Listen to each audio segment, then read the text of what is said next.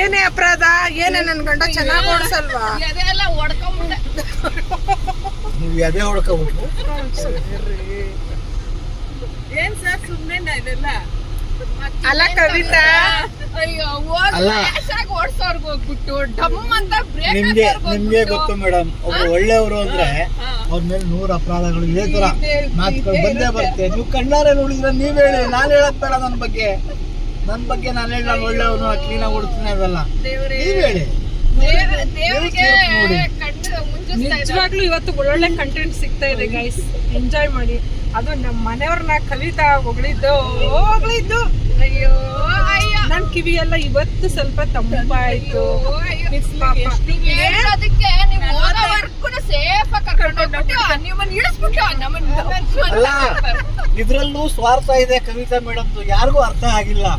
ಯಾಕೆ ಹೇಳಿದ್ರು ಅಂದ್ರೆ, ಬರ್ಬೇಕಾದ್ರೆ ಸ್ವಲ್ಪ ಭಯ ಆಗಿದೆ ಅವ್ರಿಗೆ. ಈಗ್ಲಾರು ಸೇಫ್ ಆಗಿ ಕರ್ಕೊಂಡು ಹೋಗಿ ತಲುಪಿಸ್ಬಿಡ್ಲಿ ಅಂತ ಈ ರೀತಿ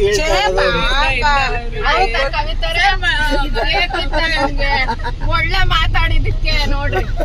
ಅಯ್ಯೋ, ಮನೆ ಹತ್ರನೇ ಬಿಡ್ತಾರೋ ಏನೋ ಅನ್ಕೊಂಡ್ರೆ ಗೊತ್ತಾಯ್ತಾ ಸ್ವಾರ್ಥ ಏನು ಅರ್ಥ ಆಯ್ತಾ? ಸ್ವಾರ್ಥ ಮನೆ ಹತ್ರನೇ ಬಿಡ್ತೀನಿ ಬಿಡಿ ಕವಿತಾ ಅವ್ರ ಅಂತ ಹೇಳ್ತೀರ ಅನ್ಕೊಂಡ್ರೆ ಹಂಗೆಲ್ಲ ಸ್ಮೂತ್ ಆಗೆಲ್ಲ ಓಡಿಸ್ತಾರೆ ಅಂತ ಹೇಳ್ಬಿಟ್ಲು ಕವಿತಾ. ಇಲ್ಲ ಪರವಾಗಿಲ್ಲ, ನೀವು ತುಂಬಾ ರ್ಯಾಶ್ ಅಂತಾನೆ ಹೇಳಿ ಬೇಜಾರಿಲ್ಲ. ಮನೆ ಹತ್ರ ಒಂದಿಂಚು ನೀವ್ ಎಲ್ಲ ಎತ್ತಿದ್ರಿ ಅದಕ್ಕಿಂತ ಒಂದಿಂಚು ಮುಂದೆನೂ ಬಿಡಲ್ಲ. ರ್ಯಾಶ್ ಆಗಿ ಓಡಿಸಿದ್ರು ಕರೆಕ್ಟ್ ಆಗಿ ಓಡಿಸ್ತಾರ, ಅದನ್ನ ಮಾತ್ರ ಹೇಳ್ತಿದ್ರೆ ಈ ಪಾಯಿಂಟ್ ನಾಟ್ ಮಾಡ್ಕೊಳೆ. ಆಗ್ತಾ ಇದೆ ಮತ್ತೆ ಈ ರೆಕಾರ್ಡು ನನ್ನ ಫೋನಲ್ಲಿ. ರಫ್ ಓಡಿಸಿದ್ರು ರಪ್ಪಾಗಲ್ಲ, ರಪ್ಪಾಗಿ ಟೆನ್ಷನ್ ಹಿಂಗ್ ಇಟ್ಕೋಬೇಕು. ಹಂಗಿದ್ರು ಕರೆಕ್ಟ್ ಆಗಿ ಹೋಗಿ ಬ್ರೇಕ್ ಅಲ್ಲಿಗೆ ಹಾಕ್ತಾರೆ.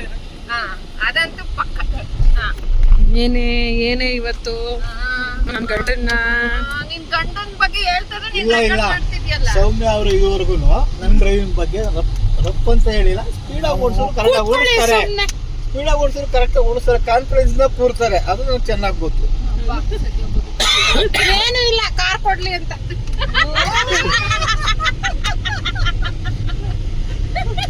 ನಮಗ್ ಗೊತ್ತಿಲ್ವಾ ಕವಿತಾ? ಅಲ್ಲ ಕವಿತಾ, ಕಾರ್ ಕೊಡ್ಲಿ ಅಂತ. ಅಲ್ಲ ನಾನು ಏನಕ್ಕೆ ಕೇಳೋದ್ ಹೇಳ? ನಾವು ಕಾರ್ ಕೇಳದೇ ಇಲ್ವಲ್ಲ. ಅಲ್ಲ ನಾನು ಏನಕ್ಕೆ ಕೇಳೋದ್ ಹೇಳ? ಸರಿ ಕಾರ್ ಓಡಿಸ್ಲಿ ಹಂಗನ, ಇಲ್ಲ ಅಂದ್ರೆ ಹೆಂಗಂಗ ಓಡಿಸ್ಬಿಟ್ರೆ ಕಷ್ಟ. ಅಲ್ಲ ನೋಡ್ರಿ, ನಾನು ಈಚೆ ತಂದೆ ನಿಜನಾ? ಮೆಲ್ಲ.